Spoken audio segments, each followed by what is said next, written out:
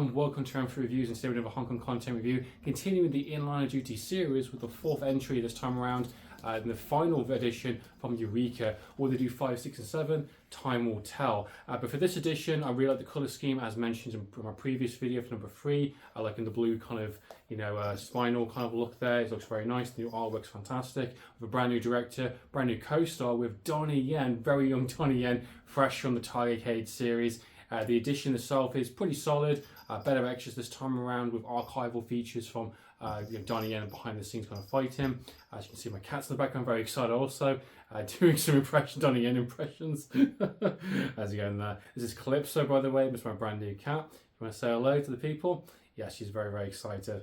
But this edition is great. We've got a alternative artwork, as mentioned there.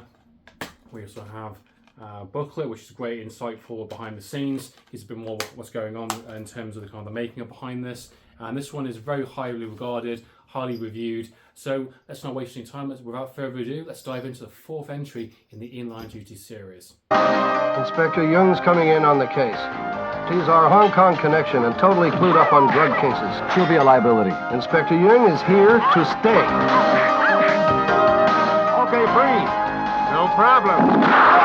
In Line of Duty 4 was released in 1989, just on the cusp of the 90s.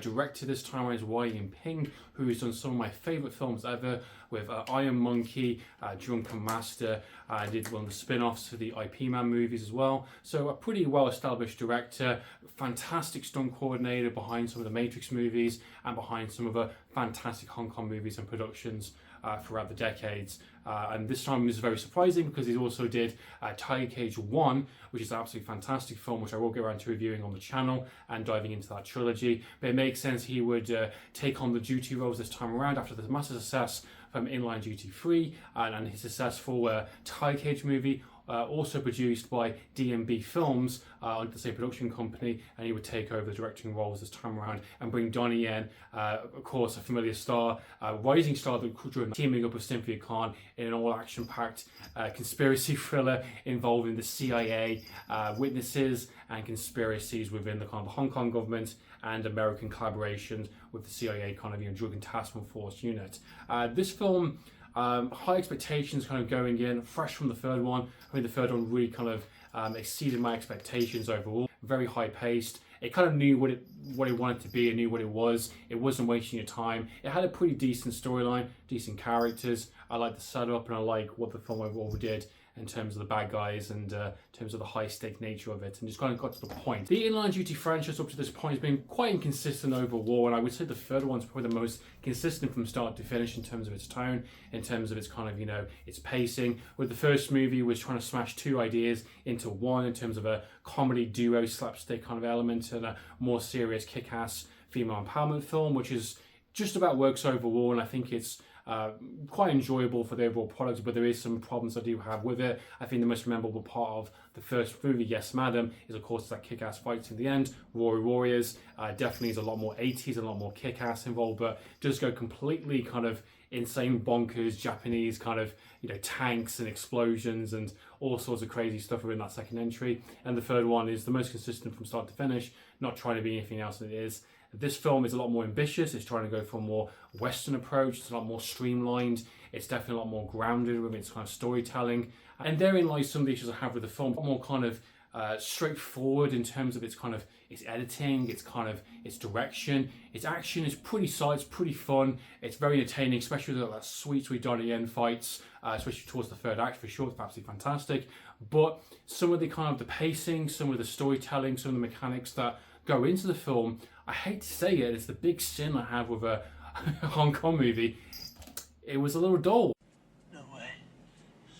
No way. Yeah, granted, you'll be here for the film to enjoy the action set pieces, and not everyone turns into a Hong Kong movie for the characters, for the kind of the storyline. But I definitely am. I think the story and the characters drive the kind of the action, drive the kind of the experience, and drive the energy of the film. And I think so if you compare it to the third one or even the first two movies, I think the charisma, I think the kind of energy of the actors and the story it compels the action to move forward, and you get into these kind of wacky, kind of outlandish kind of scenarios, especially within some of the more kind of crazier Hong Kong movies that I have seen. And this film, it plays it so serious. Everything is just kind of shot. A joint task force between the US CIA and Hong Kong forces teaming up to basically try and stop these kind of drug operations. And surprise, surprise, the CIA is involved in this. And we've got a series of kind of hijinks around these kind of task force division that are trying to stop these kind of drug enforcers. We get a witness involved,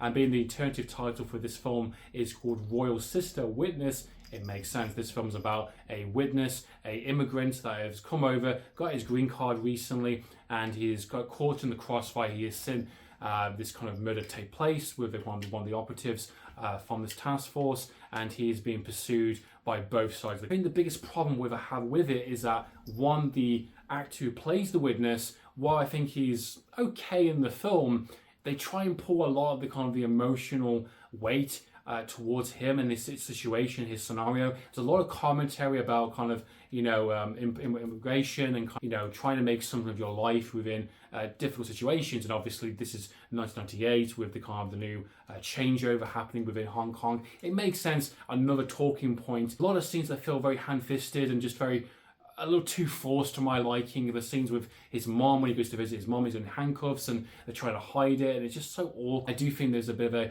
disconnect in how I approaching the story, approaching these characters. I feel that they're very flat. They don't quite have the same level of kind of energy compared to the previous movies I have seen. And I understand that most people are going to turn up for this film and going to praise it for its action and for its grand set pieces. A lot more kind of stunt-based kind of work in this time around. There's a lot more car chase sequences, a lot more fighting between Cynthia Khan and Donnie Yen, which definitely is a big part of the film also. I do think Cynthia Khan this one around, her performance is not as strong as compared to the third one. I don't think she is as much of a on-screen presence this time around. It's more focused on Donnie Yen a little bit more time around, and more focused on the witness character. On one hand, we get some great action set pieces. On the other, we get kind of a bit of a dull, kind of doesn't really go anywhere. While I did enjoy Donnie Yen being absolutely fantastic in the film, just great charisma, great action, some fantastic action set pieces he has throughout the film, especially towards the third act. Cynthia Khan does her best to keep up with the same level of performance and action. I do think it's not as